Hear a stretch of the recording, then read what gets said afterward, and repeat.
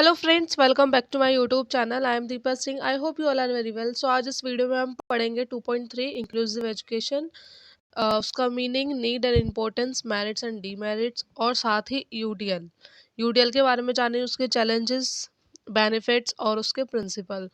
और प्लीज़ मेरी वीडियो पसंद आए तो एक लाइक ज़रूर कीजिएगा और मेरे चैनल को ज़्यादा से ज़्यादा शेयर कीजिए और मुझे सपोर्ट कीजिए। और ये पीडीएफ मैं अपने टेलीग्राम चैनल पर शेयर कर चुकी हूँ, आप वहाँ से जाके डाउनलोड कर सकते हैं। टेलीग्राम चैनल का लिंक आपको मेरे डिस्क्रिप्शन बॉक्स में मिल जाएगा। ओके, स्टार्ट करते हैं। फर्स्ट है मीनिंग। समावेशी शिक्षा तब होती है जब सभी छात्रों को उनकी किसी भी चुनौती की परवाह किए बिना आयु उपयुक्त सामान्य स्कूल कक्षाओं में रखा जाता है, जो उनके अपने पड़ोस के स्कूल में उच्च गुणवत्ता वाले निर्देश, हस्तक्षेप और समर्थन प्राप्त करने के लिए जो उन्हें सफलता प्राप्त कराने में सक्षम होते हैं। कि मतलब समावेशी शिक्षा वो है कि जो विशेष बच्चों को सामान्य बच्चों के साथ उनकी बिना किसी चुनौती के, बिना किसी जो भी उनकी प्रॉब्लम है उसको नज़रअंदाज कर कर उनको एक सामान्य कक्षा में रखा जाता है और उनको स्कूल में उनको सारे इंस्ट्रक्शंस दिए जाते हैं, इंटरवेंशंस किया जाता है और जो भी उनका सपोर्ट सिस्टम होता है वो सब उनको दिया जाता है और उनको सफलता प्राप्त करने में काफ़ी उनको सक्षम बनाते हैं। ठीक है। Inclusive education occurs when all students regardless of their challenges are placed in age appropriate general education classroom. They receive high quality instructions, interventions, support in their achieve success neighborhood school that enable them to। Next point है, समावेशन का उद्देश्य विकलांग बच्चों को नियमित रूप से स्कूल में शामिल करना होता है।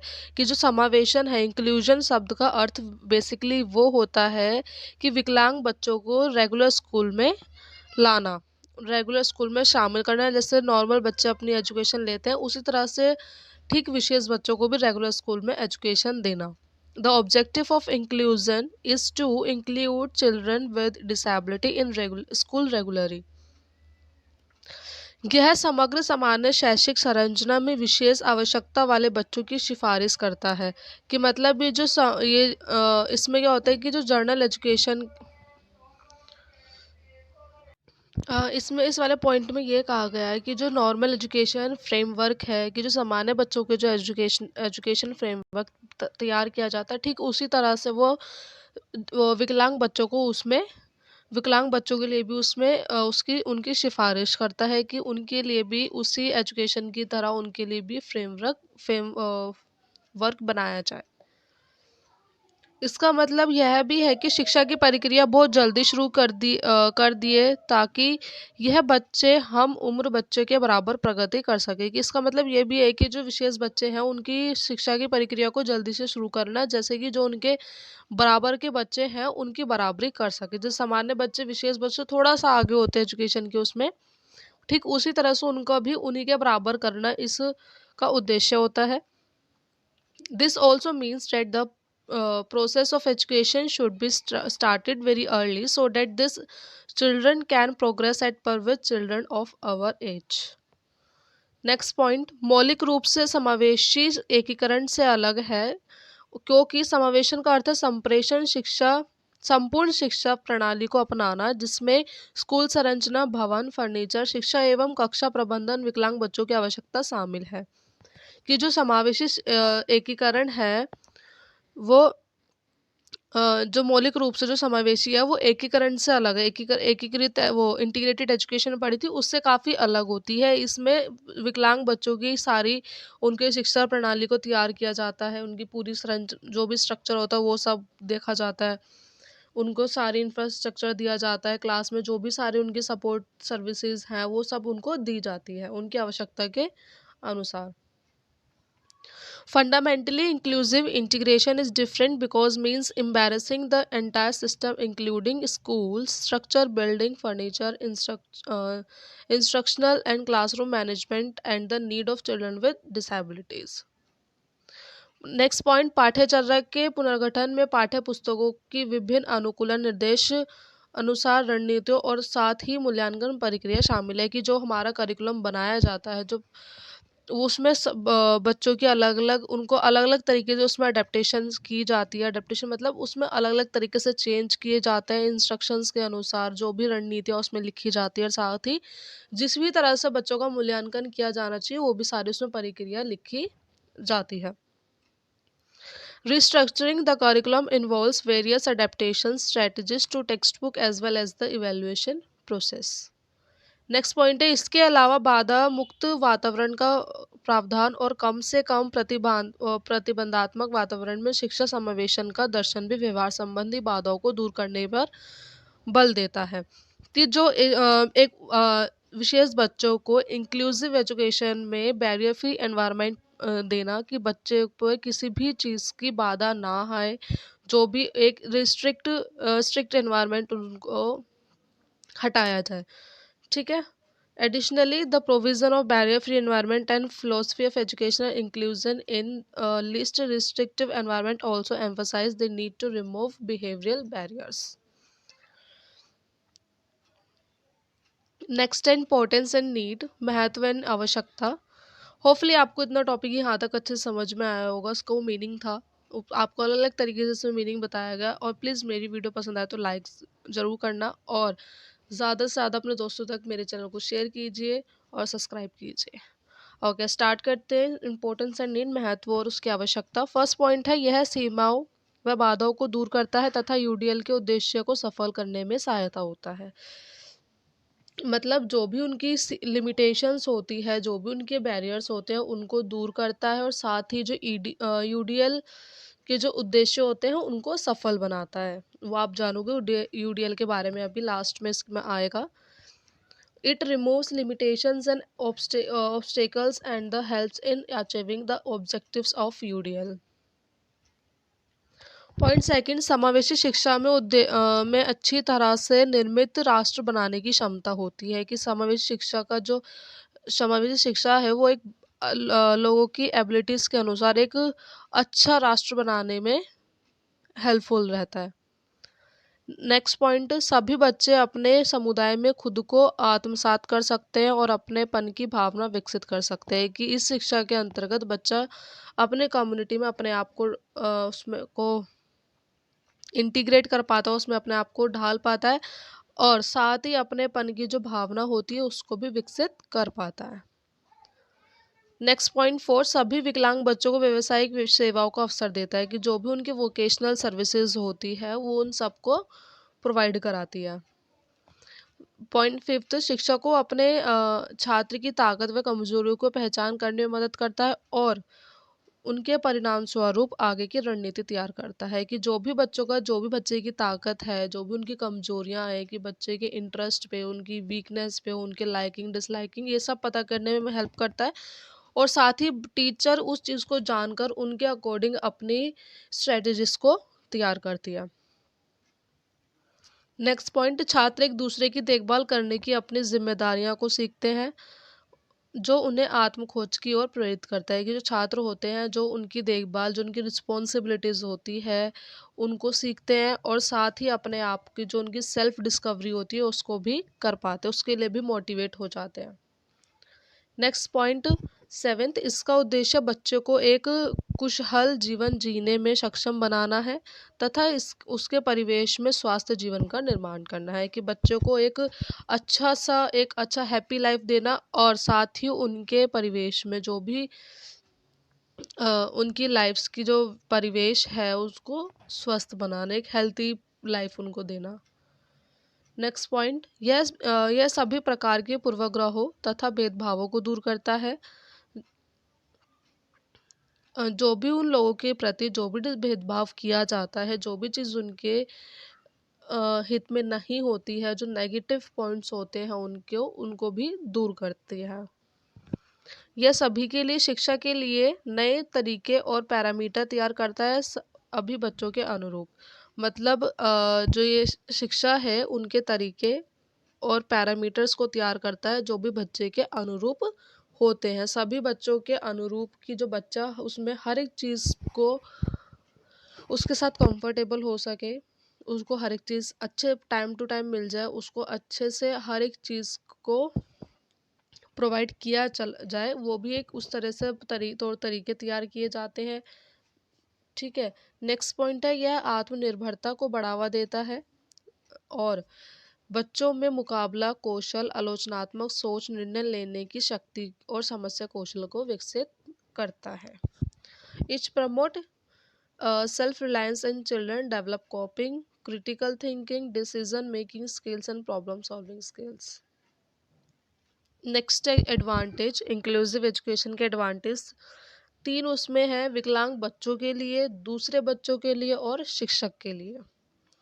तो पहला हम जानेंगे विकलांग बच्चों के लिए, for disabled children. First point है, बच्चों में संज्ञानात्मक मोटर कौशल, वाचन व संप्रेषण कौशल की सामाजिक विकास में सहायता प्रदान करता है, कि बच्चे में कॉग्निटिव मोटर स्किल्स होती है उनको बढ़ाता है, बच्चे की रीडिंग, कम्युनिकेशन स्किल्स और सोशल डेवलपमेंट में भी हेल्प करती है। नेक्स्ट पॉइंट, कौशल और क्षमताओं का कार्यात्मक विकास, की जो उनकी स्किल्स है, जो भी एबिलिटीज़ है उसमें काफ़ी डेवलपमेंट करती है। सीखने की प्रक्रिया में बच्चे की ताकत और क्षमताओं पर ध्यान देता है। नेक्स्ट, सार्वजनिक जीवन में भागीदारी एवं अन्य बच्चों के साथ महत्वपूर्ण संबंध स्थापित करना है, कि जो भी उनकी पब्लिक लाइफ में जो भी उनकी जो भी कोई कंपटीशन हो या कुछ भी स्कूल में कुछ भी चीज़ होती है तो उसमें अपनी भागीदारी देने के लिए आगे करता है और अपने अन्य बच्चों के साथ वो अपना एक अच्छा संबंध बनाने में भी काफ़ी हेल्प करती है। सो नेक्स्ट है दूसरे बच्चों के लिए, for other children. Next first point है, अलग अलग विशेषता वाले लोगों के प्रति अ, सह्यून श- अ,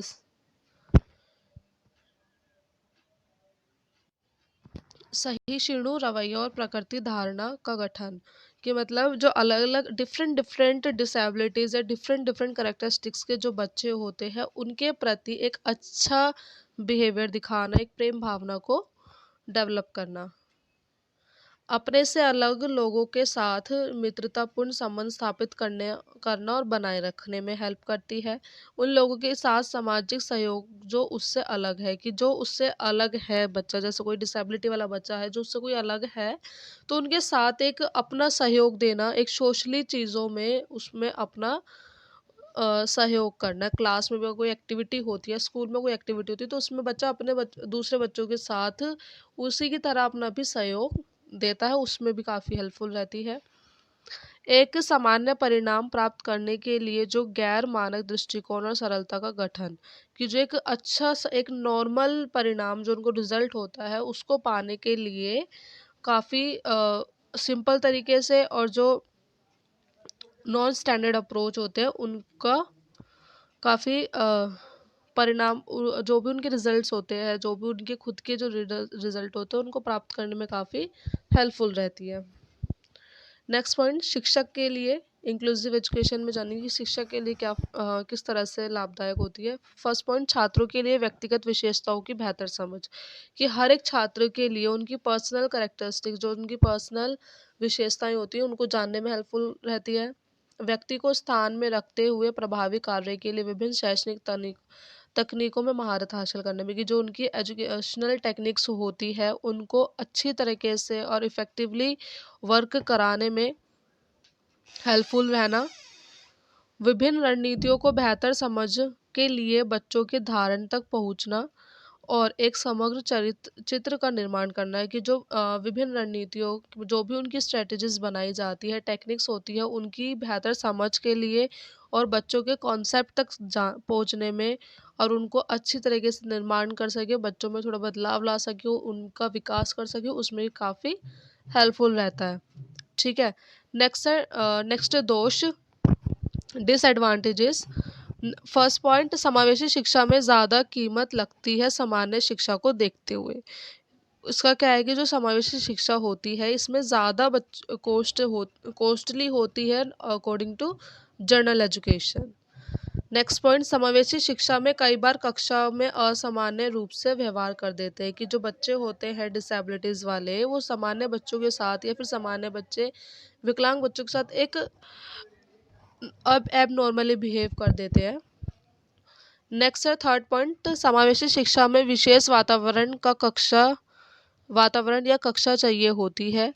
विशेष बच्चों को जो समावेशी कक्षा में मिलना कठिन होता है, कि समावेशी जो विशेष बच्चे होते हैं उनको एक स्पेशल क्लास देने की ज़रूरत होती है, जो उनको एक इंक्लूसिव एजुकेशन में नहीं मिल पाती है।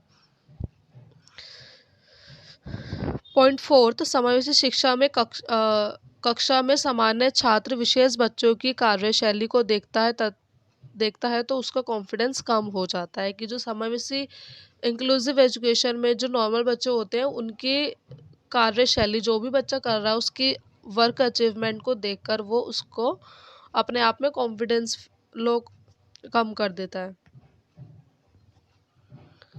नेक्स्ट है फिफ्थ, समावेशी कक्षा शिक्षा में कक्षा सामान्य छात्र विशेष बच्चों किसी भी विशेष बच्चों को लेकर बच्चों की एकत्रित नहीं करते हैं, जिससे वह आपसी संबंध नहीं बना पाती है, जिसके कारण वह कक्षा में नहीं जाना चाहते, जिससे उनके शिक्षा के गोल्स प्राप्त नहीं कर पाते। कि समावेशी शिक्षा में जो सामान्य बच्चे होते हैं वो अपने साथ विशेष बच्चों को किसी भी चीज़ में इंक्लूड नहीं करते हैं, जिससे बच्चों पर काफ़ी नेगेटिव इफ़ेक्ट पड़ता है। तो इसी तरीके से वो अपने आपस में संबंध भी कोई नहीं बना पाते हैं, और जो विशेष बच्चों के जो एजुकेशनल एम्स होते हैं बच्चा उनको भी अचीव नहीं कर पाता। तो ये भी उनके लिए एक नेगेटिव इफ़ेक्ट पड़ता है, और ये चीज़ रियल है। पॉइंट सिक्स्थ, समावेशी शिक्षा में शिक्षक सामान्य व विशेष बच्चों को एक साथ पढ़ाता है, जिससे शिक्षा प्रभावित अर्थात धीमी हो जाती है। कि जो इसमें क्या होता है कि जो इंक्लूसिव एजुकेशन में ज़रूरी नहीं कि स्पेशल एजुकेटर ही पढ़ाए, वो नॉर्मल टीचर भी हो सकता है जिसने स्पेशल एजुकेटर कोई पढ़ाई ना करी हो, तो वो अब विशेष बच्चों को हैंडल नहीं कर पाता, और दोनों को एक साथ रखने में वो काफ़ी स्लो हो जाती है, उनके एजुकेशन पे भी काफ़ी इफेक्ट आ जाता है। पॉइंट सेवेंथ, शिक्षकों की कमी हो तथा उसके अलावा सामान्य शिक्षक विशेष बच्चों की आवश्यकता को सही समझ पाते हैं। कि शिक्षकों की कमी की वजह से जो सामान्य शिक्षक होते हैं वो विशेष बच्चों की आवश्यकता को सही समझ नहीं पाते हैं बिल्कुल भी। कि जो नॉर्मल टीचर्स होते हैं वो विशेष बच्चों की जो भी उनकी समझ है या जो भी उनकी कमी है उस चीज़ को नहीं समझ पाते हैं। एक स्पेशल एजुकेटर तो ऑब्वियसली वो तो समझ जाएगा कि बच्चे को किस चीज़ की नीड है, कहाँ बच्चा लो चल रहा है, बट एक जो नॉर्मल टीचर होगा विशेष बच्चों पे थोड़ा इतना नहीं कंसंट्रेट नहीं कर पाएगी, और ना ही उनके अकॉर्डिंग वो स्टडी को करा पाएगी। क्योंकि एक स्पेशल एजुकेटर तो नॉर्मल बच्चों को भी लेकर चल सकती है, क्योंकि स्पेशल एजुकेटर अगर एज अ स्पेशल एजुकेटर आप दोनों बच्चों को पढ़ा सकते हो, बट एक जो नॉर्मल टीचर है जिसने स्पेशल एजुकेटर के बारे में कुछ पढ़ा ही नहीं है, तो वो हैंडल करने में काफ़ी हेल्प नेगेटिव इफेक्ट डालती है। नेक्स्ट है UDL, universal design for learning. इसके बारे में इसका मीनिंग जानेंगे। यूडीएल शिक्षण और सीखने के बारे में सोचने का तरीका है। यूडीएल जो है वो टीचिंग और लर्निंग के बारे में एक सोचने का तरीका है, जो सभी छात्रों को सफल होने के समान अवसर देने में मदद करता है। कि जो सभी छात्रों को एक समान इक्वल अपॉर्चुनिटी देने में हेल्प करती है। यह दृष्टिकोण छात्रों को सामग्री तक पहुंचाने, उसके साथ साथ जुड़ने और वे जो जानते हैं उसे दिखाने के तरीकों में लचीलापन प्रदान करता है। कि बच्चों के दृष्टिकोण से जो भी उनकी तौर तरीके होते हैं उनसे जोड़े रखता है, और जो किस तरह से वो अपने आप को, अपनी सामग्री को या अपनी चीज़ों को, इंटरेस्ट को किस तरह से दिखा सकते हैं उसमें भी काफ़ी हेल्पफुल रहता है। इस तरह से पाठ योजनाएं विकसित करने से सभी बच्चों को के लिए मददगार हो सकता है जिन्हें सीखना और ध्यान देने की समस्याएं हैं। नेक्स्ट, यूडीएल का लक्ष्य सीखने की किसी भी बाधा को दूर करने और सभी छात्रों को सफल होने के समान अवसर देने के लिए विभिन्न प्रकार की शिक्षण विधियों का उपयोग करना। कि मतलब यूडीएल का क्या होता है कि सीखने के जो लक्ष्य होते हैं उनको और बाधा रहित वातावरण को दूर करना, और छात्रों को एक इक्वल अपॉर्चुनिटी देना, और जो भी सीखने की जो रणनीतियाँ बनती है, टीचिंग स्किल्स होती हैं, टीचिंग मेथड्स होते हैं, उनको उपयोग करने में काफ़ी हेल्पफुल रहता है। नेक्स्ट है यह लचीलेपन में निर्माण के बारे में जिससे प्रत्येक छात्र की ताकत और ज़रूरतों के लिए समायोजित किया जा सकता है। इसलिए यूडीएल सभी बच्चों को लाभ पहुँचाता है कि यूडीएल के लिए बच्चों के अंदर आप ग्रोथ कर सकते हो और बच्चों की जो ताकत है और ज़रूरत है उस चीज़ को समायोजित कर पाता है और जिससे काफ़ी बच्चों को उस चीज़ से लाभ होता है। नेक्स्ट है प्रिंसिपल। यूडीएल के प्रिंसिपल्स जैसे 3 प्रिंसिपल होते हैं। पहला representation, expression and engagement. Representation अपने आप को किस तरह से बच्चा प्रेजेंट कर रहा है वो, उसके एक्सप्रेशन किस तरह की उसके एक्सप्रेशंस हैं वो। नेक्स्ट है एंगेजमेंट। ठीक है, फर्स्ट पढ़ेंगे रिप्रेजेंटेशन मतलब प्रतिनिधित्व। इसके द्वारा विद्यार्थियों को ज्ञान और सूचना के अवसर प्रदान होते हैं कि मतलब इसके द्वारा विद्यार्थियों को नॉलेज के बारे में और सूचनाओं के बारे में अपॉर्चुनिटी मिलती है, जैसे कि reading text, watching video, listening, audio examine and 3D image. Reading text, watching video, आप कुछ भी देखते हो या वो वीडियो सुन रहे हो या देख रहे हो, जो भी आपके एग्जाम है, हर एक चीज़ से आप कुछ ना कुछ आपको नॉलेज मिलती है और कुछ ना कुछ आपसे उससे इंफॉर्मेशन मिलती है, तो वो उस चीज़ में काफ़ी हेल्पफुल रहती है। ठीक है, next second point, action and expression, क्रिया और अभिव्यक्ति, जिससे बच्चा अपनी नॉलेज और अपनी उस चीज़ को देखकर उस पर क्रियाएं करता है। इसके अंतर्गत शिक्षार्थियों को जो वो जानते हैं उसे प्रदर्शित करने के लिए कोई भी तरीका या अभिव्यक्ति के लिए उनके माध्यम प्रदान करता है कि बच्चा जो भी चीज़ जानता है या जो भी चीज़ सीख रहा है उस चीज़ को प्रदर्शित करने के लिए किसी के सामने उसके अवसर भी प्रदान करता है। ठीक है, नेक्स्ट है एंगेजमेंट। शिक्षार्थियों के हितों को दोहन करने और उन्हें चुनौती देने और उन्हें सीखने के लिए प्रेरित करना कि जो उनके इंटरेस्ट है उसको बढ़ावा देना। ठीक है, और उनको सीखने के लिए और उनके चैलेंजेस को फेस करने के लिए काफ़ी प्रेरित करना। शिक्षक छात्रों को अपने समय पर कई संसाधनों का पता लगाने के लिए मार्गदर्शन कर सकते हैं और सभी उपलब्ध ऑनलाइन संसाधनों के लिंक के साथ जैसे समूह डिजिटल अनुभवों से जोड़ सकते हैं कि जो यूडीएल है उसमें क्या होता है कि जो शिक्षक है वो अपने छात्रों को समय समय पर काफ़ी सारी संसाधनों का पता लगाने के लिए उनको इंस्ट्रक्शंस दे सकते हैं और साथ ही उपलब्ध जो भी ऑनलाइन संसाधन हैं, जो भी ऑनलाइन गूगल के थ्रू वो उनको हर एक चीज़ों को उनको अलग-अलग अनुभवों के साथ जोड़ सकते हैं। ठीक है, तो ये थे हमारे प्रिंसिपल्स ऑफ यूडीएल। होपफुली आपको अच्छे से समझ में आए होंगे और ये टॉपिक काफ़ी मोस्ट इम्पोर्टेंट है, ये आपके एग्ज़ाम में आता ही आता है। इसलिए ये टॉपिक ज़्यादा बड़ा भी नहीं है और ज़्यादा छोटा भी नहीं है, बट आपको ये टॉपिक अच्छे से समझ में आए तो वो काफ़ी अच्छा रहेगा क्योंकि ये 5 नंबर में भी आ जाता है, कभी कभी लॉन्ग क्वेश्चन में भी आ जाता है, ज़्यादातर ही लॉन्ग क्वेश्चन में ही आता है।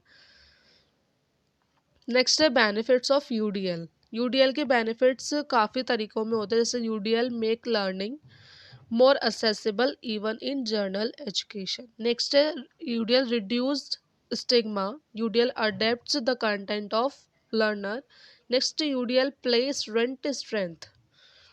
तो फर्स्ट पढ़ेंगे हम UDL makes learning more accessible even in journal education. UDL सामान्य शिक्षा में भी सीखने और अधिक सुलभ बनाता है कि यूडीएल जो है वो सामान्य शिक्षा को सीखने में उसको काफ़ी कंफर्टेबल तरीके को बनाता है कि बच्चा उसको अच्छे से इजी बनाता है बेसिकली। यूडीएल ढांचा अधिक लचीला कक्षा का अनुभव बनाता है, जिसका अर्थ है कि शिक्षक सभी छात्रों को सीखने के सार्थक अवसर प्रदान करती है। जो यूडीएल है वो सीखने के तरीकों को काफ़ी इजी बना देती है, सरल बना देती है, जिसके सहायता से सभी शिक्षक छात्रों को एक सीखने के अवसर प्रदान कर पाती है। नेक्स्ट है यूडीएल रिड्यूस्ड स्टिग्मा। जो यूडीएल है वो एक कलंक को कम करता है कि जो बच्चे पे एक कलंक लगता है, क्योंकि स्टिग्मा लग जाता है लो का, एवरेज का या फिर पुअर, जो भी इस चीज़ को वो कम करता है। ठीक है, यूडीएल कलंक को कम करता है। एक ही कक्षा के भीतर सीखने की शैलियों की विस्तृत श्रृंखला को समायोजित करना यूडीएल इस भावना को ख़त्म करने में मदद करता है कि कुछ सीखने की शैलियों के विशेष अधिकार प्राप्त करने के लिए विशेष ध्यान देने की आवश्यकता होती है। कि जो भी एक विस्तृत श्रृंखला जो होती है, जो एक लाइन बनी हुई होती है सीखने की, उस चीज़ में एक अच्छा पॉजिटिव इफेक्ट, उसमें जो कलंक होता है कि नॉर्मल बच्चों को या फिर इंटेलिजेंट बच्चों के साथ काफ़ी सारी टीचर्स ऐसी होती है, बच्चा भी अपने आप को नहीं बहुत ज़्यादा लो फील करता है, जो उन पे कलंक लगा होता है उस चीज़ को भी कम कर देता है। और साथ ही अच्छे से एक जो भी स्ट्रैटेजी, जो भी शैलियाँ बनती है, उनके सभी अधिकारों को हर एक बच्चे को प्रदान कराता है और उन पर काफ़ी विशेष ध्यान भी देता है। नेक्स्ट है third, UDL adapt the content of learner. शिक्षार्थियों की सामग्री को अनुकूलित करना, कि जो भी शिक्षार्थी है उनके कंटेंट को में चेंज करना उनके सीखने के अकॉर्डिंग। यूडीएल सामग्री को शिक्षार्थी के अनुकूल बनाता है। यूडीएल के महान मूल्यों में से एक यह है कि शिक्षार्थियों के सामग्री के अनुकूल होने के लिए कहने की बजाय सामग्री को शिक्षार्थी के अनुकूल बनाता है। कि जो यूडीएल है, जो भी उनकी सामग्री है, पढ़ने की जो चीज़ें हैं उसमें चेंज करके बच्चों के लिए काफ़ी सरल बनाता है, जिससे बच्चा सिंपल टू कॉम्प्लेक्स, मान लो एक तरीके से चीज़ों को काफ़ी सिंपल तरीके से लेकर कॉम्प्लेक्स चीज़ों तक लेकर जाता है, कि जिससे बच्चा ईजिली समझ सके। ठीक है। नेक्स्ट है fourth point, UDL place to strength strength. कि छात्रों की ताकत के लिए खेलता है। कि जो यूडीएल है, जो छात्रों की ताकत है उस चीज़ के लिए काफ़ी खेलता है। यूडीएल छात्रों की ताकत के लिए खेलता है। सामग्री के साथ बातचीत करने के लिए अवसरों के एक श्रृंखला प्रस्तुत करके यूडीएल को अपनी ताकत से खेलने की अनुमति देता है। उदाहरण, पेंसिल और पेपर के साथ संघर्ष करने वाले छात्र क्रिएटिव प्रोजेक्ट और ओरल के माध्यम से प्रदर्शित कर सकते हैं। कि जैसे जो भी छात्र होते हैं उनकी ताकत के लिए यूडीएल बेसिकली खेलता है। फॉर एग्जांपल इसमें दिया भी हुआ है कि अगर एक बच्चा है वो पेंसिल और पेपर के साथ काफ़ी संघर्ष कर रहा है, ठीक है, काफ़ी ज़्यादा मेहनत कर रहा है, बट एक ही जगह अगर उस छात्र को रखा जाए तो क्रिएटिव प्रोजेक्ट के थ्रू या फिर उसको ओरली बोलकर वो अपने उस चीज़ को प्रदर्शित कर पाता है। ठीक है। तो अगर कोई छात्र पेंसिल पेपर मतलब लिख कर वो अपने आप को इतना प्रदर्शित नहीं कर पा रहा है, ठीक है, बट वो ओरली अगर अपने बोलकर उस चीज़ को अच्छे से प्रदर्शित करना, तो इस तरीके से वो बच्चों की ताकत के साथ काफ़ी खेलता है, उस चीज़ में इम्प्रूवमेंट लाता है। ठीक है। तो ये थे बेनिफिट्स ऑफ यूडीएल। होपफुली आपको अच्छे समझ में आए होंगे। ओके, नेक्स्ट है हमारे चैलेंजेस ऑफ यूडीएल। यूडीएल शिक्षक और छात्रों को समान रूप से कई लाभ प्रस्तुत कराता है। यह कुछ चुनौती भी प्रस्तुत करता है। यूडीएल ढांचों को लागू करने की आशा रखने वाले शिक्षक और कुछ संभावित बाधाओं से अवगत होना चाहिए, जैसे कि टाइम, लैक ऑफ सपोर्ट और नॉलेज। की यूडीएल जैसे कि हर एक काफ़ी सारे लाभ भी देता है, बट उसी तरीके से काफ़ी उसकी चुनौतियां भी होती है। जैसे कि उन चीज़ों को लागू करने के लिए एक शिक्षक एक छात्र दोनों को पता होना चाहिए कि किस चीज़ की कमी या किस चीज़ की बाधा आती है। जैसे कि टाइम टाइम कम बढ़ जाता है। लैक ऑफ सपोर्ट, जो उनको सपोर्ट मिलना चाहिए वो भी काफ़ी लेस कम होता है। और नॉलेज नॉलेज भी काफ़ी बच्चों की नहीं हो पाती है। हर एक बच्चा हर एक टेक्निक के साथ नहीं कंफर्टेबल हो सकता। ठीक है। जैसे कि समय, फर्स्ट पॉइंट है टाइम। सीधे शब्दों में कहे तो अधिकांश शिक्षकों के पास बहुत सीमित समय उपलब्ध होता है। यूडीएल को पाठ्य योजनाओं और पाठ्यचर्या में महत्वपूर्ण सुधार की आवश्यकता हो सकती है, जो एक महत्वपूर्ण अधिगम समय निवेश करता है। कि जैसे कि अगर बेसिकली देखा जाए तो हर एक टीचर के पास काफ़ी कम समय होता है, और उस चीज़ को अच्छे से, उस पाठ की योजना को अच्छे से और सुधार तरीके से प्रदर्शित करने के लिए जो महत्वपूर्ण समय है उसको उस चीज़ को किसी चीज़ को प्रदर्शित करने के लिए, पढ़ाने के लिए क्लास में जो उन्होंने पाठ्य योजना बनाई है, उस चीज़ के लिए काफ़ी टाइम लगता है। तो जो हर एक जो शिक्षकों के पास वो जो टाइम कम होता है, जैसे 40 मिनट्स होते हैं, 40 मिनट्स में अगर आप तैयार करके जाते हो एक चैप्टर अच्छे से अपनी प्लानिंग के साथ, अगर आप टाइम की वजह से आप उसको पूरी तरह से प्रस्तुत नहीं कर पाते, तो इस तरह से काफ़ी टाइम कम पड़ जाता है। तो इसी तरीके से कोई हर एक टीचर अपने आप को प्रस्तुत नहीं कर पाती है। ठीक है। नेक्स्ट है सेकंड, लैक ऑफ सपोर्ट, समर्थन की कमी। कुछ स्कूलों या जिलों में शिक्षक महसूस कर सकते हैं कि अपने पास सीमित प्रशासनिक सहायता है, खासकर अगर प्रशासन के पास निरीक्षण करने के लिए सफल यूडीएल कार्यान्वयन का उदाहरण नहीं है। कि जैसे कुछ स्कूलों और शिक्षकों के जिलों में जो भी आप इस चीज़ को महसूस कर सकते हो कि उनके पास जो एक पर्याप्त सहायता या फिर कोई भी सर्विसेज या सपोर्ट नहीं होता है, तो उस चीज़ में भी काफ़ी असफल हो जाती है। तो इसलिए उनके कार्य को करने के लिए उनके पास कोई उदाहरण नहीं होता, कोई सर्विसेज नहीं होती है। जो उनको सर्विसेज होती है, जो सपोर्ट उनको मिलना चाहिए, वो नहीं मिल पाता है। तो उस चीज़ वो भी काफ़ी ज़्यादा इफ़ेक्ट डालती है, वो भी एक चैलेंज। नेक्स्ट है नॉलेज। यूडीएल के मूल सिद्धांतों की ओर आकर्षित होने वाले शिक्षकों को भी ऐसा महसूस हो सकता है कि उसकी शिक्षा में उन सिद्धांतों को लागू करने के लिए ज्ञान के आधार पर कमी है। जैसे कि अगर एक टीचर है, वो अगर वो किसी भी चीज़ को पढ़ा रही है और उस चीज़ में उनके जो ज्ञान मिलना चाहिए, जो नॉलेज चीज़ से मिलनी चाहिए, वो थोड़ी कम है, तो वो भी काफ़ी नेगेटिव इफेक्ट डालती है। एक शिक्षण पद्धति के रूप में यूडीएल को आत्मविश्वास से नियोजित करने के लिए प्रशिक्षण आवश्यकता हो सकता है। कि एक शिक्षण पद्धति, एक टीचिंग मेथड के लिए या फिर ट्रेनिंग के लिए यूडीएल को काफ़ी आत्मविश्वास से नियोजित करने के लिए जो उनका प्रशिक्षण होता है, उस चीज़ की आवश्यकता पड़ती है। तो ये थे हमारे नॉलेज चैलेंजेस ऑफ यूडीएल की काफ़ी जिसमें आपने 3 चैलेंजेस पढ़े, टाइम, लैक ऑफ सपोर्ट और नॉलेज।